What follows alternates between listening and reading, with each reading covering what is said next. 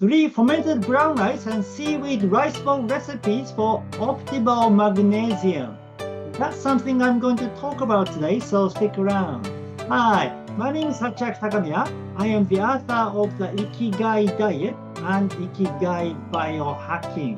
First of all, I'd like to apologize for those of you who are receiving my newsletter that I have not been able to send it. Yeah, the newsletter is called the Ikigai Diet and Ikigai Bio-Hacking newsletter, and you can actually subscribe to one by in the description box. It says get the Japanese superfood list, and if you go to this site, you'll come to the place to sign up with my newsletter. Yeah, but I have not been able to send it in the last few days because I have a trouble authenticating my domain.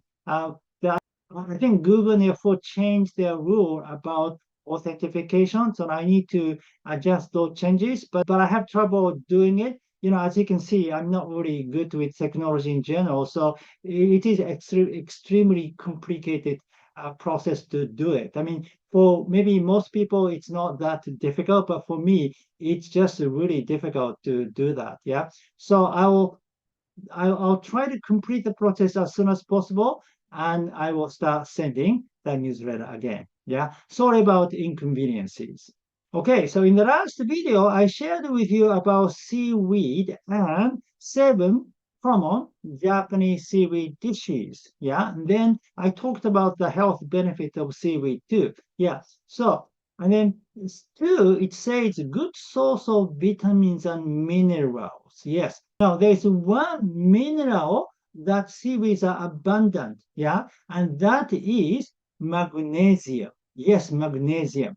Now, this is the mineral that everybody's talking about now. Yeah. So Dr. Ronda Patrik talks about it, Dr. Peter Attia talks about it, and Dr. Andrew Huberman talks about it. How magnesium is an important mineral. Yeah. And then I think those people probably do recommend supplement, but I'm not in favor of supplements so much. I'm not against it, but it is better to get it from food if you can. Plus, there's a fewer risk of overdose of magnesium. Yeah, if you take supplements, sometimes you need to be careful about the amount because you can get too much magnesium. But usually, if you get it from food, it is safe. Yeah, but to do that, you need to know what food contains high amount of magnesium. Yeah, so those are seaweed, nuts and seeds, beans, whole grains, green leaves, and seafood. Right. Now, seaweed is not so much talked about in the West because you don't eat seaweed so much, right? But in Japan, seaweed always comes in the list of high magnesium food. In fact, seaweed contains the most, right? So, yeah, if you were to increase the magnesium content, yeah, definitely seaweed is your go-to food in Japan, right? One of the 7 common Japanese seaweed dishes are onigiri, yeah, the rice balls, because you wrap rice ball with nori, yeah.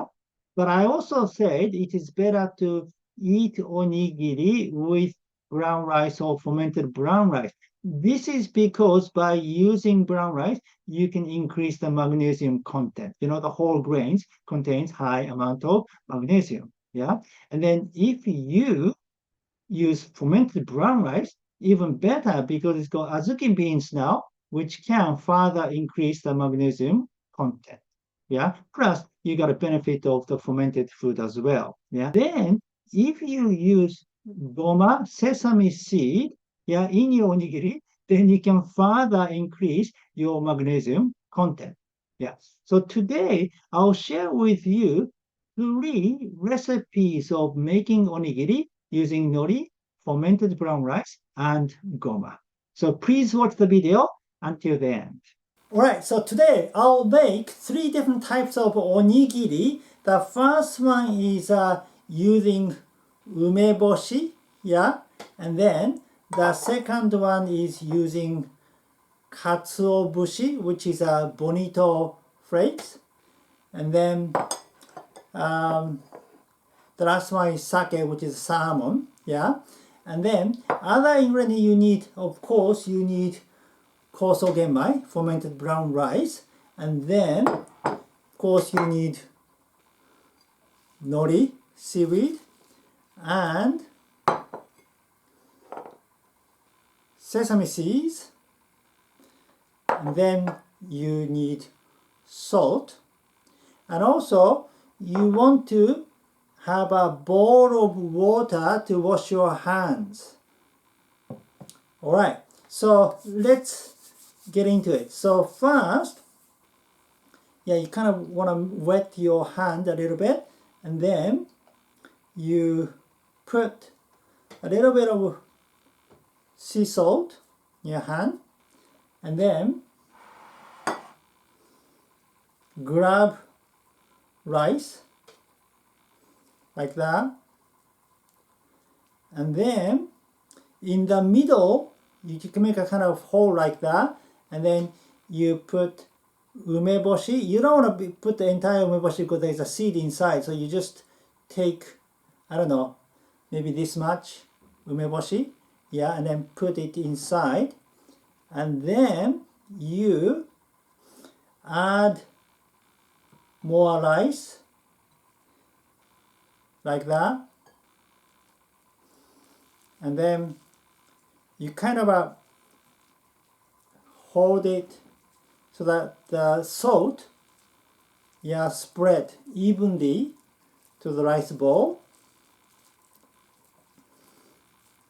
And you also want to take some sesame seeds and sprinkle it over the rice bowl.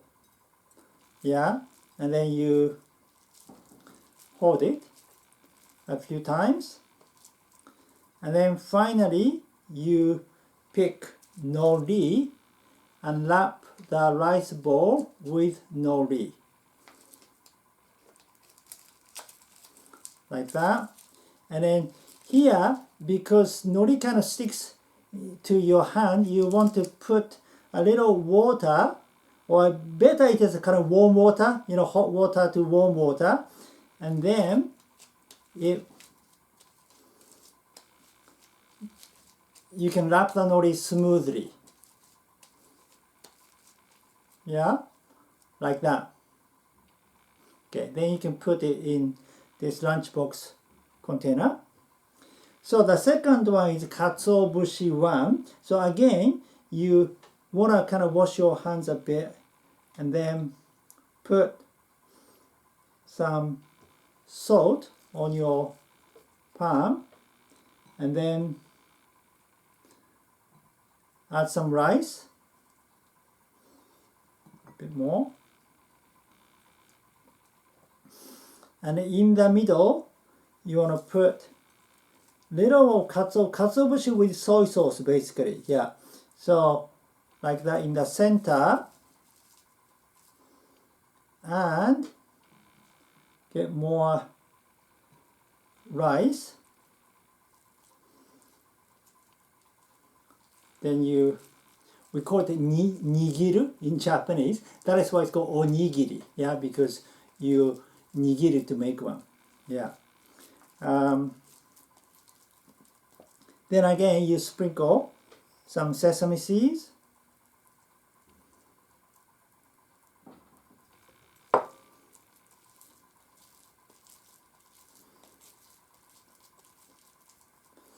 and then wrap it with nori.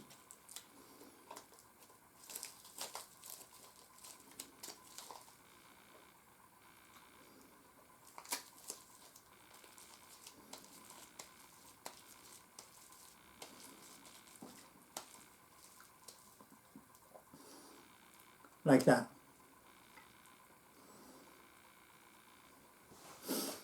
Alright, let's make the last one with salmon. So again, you put some salt on your palm, and then some rice, and in the center you put some salmon,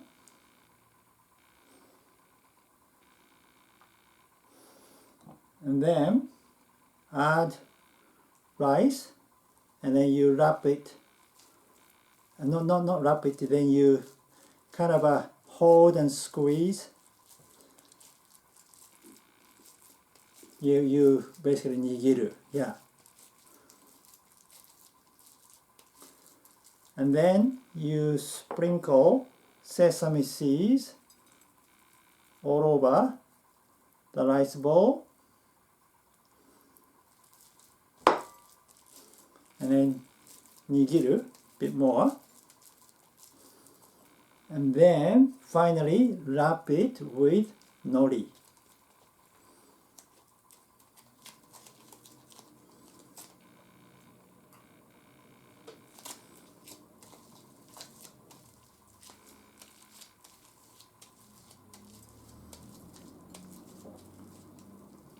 Yeah, just like that. And then, so this is a good lunchbox sort of container, yeah? And then maybe you can add some pickles here, like a hakusai zuke.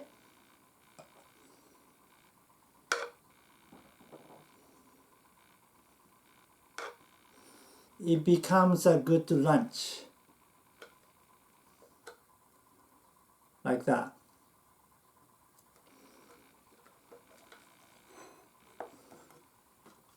And you can put the lid on. Yeah, then your lunchbox is completed. So, how do you like those recipes? Yeah. So all umeboshi, katsuobushi, and salmon are superfood as well. So they add more nutrients to onigiri. Actually, umeboshi is in the Japanese superfood list. Yeah. And about fermented brown rice, yeah, if you don't know how to make one, please watch my other video. It's called How to Make Koso Genmai Fermented Brown Rice. And then, if you want to know magnesium-rich foods, yeah, you can basically eat mago wa yasashi. Yeah, so like beans, yeah, sesame seeds, seaweed, vegetables, fish, all contains magnesium. Yeah, and you can find out about mago yasashi in the book, The Ikigai Diet. The book also contains other information on natural Japanese dietary culture, such as 一物全体食、一汁三菜、新の富士, and Hare and K. Okay, that's it for today. Thank you for watching. Again, my name is Sachiaki Takamiya, the author of the Ikigai Diet and Ikigai Bio-Hacking. If you like this video, please give me your thumbs up and subscribe to my channel. And please leave your comment. Have you ever eaten onigiri? And have you ever eaten brown rice onigiri or fermented brown rice onigiri? Thank you. Well, I'll see you in the next video.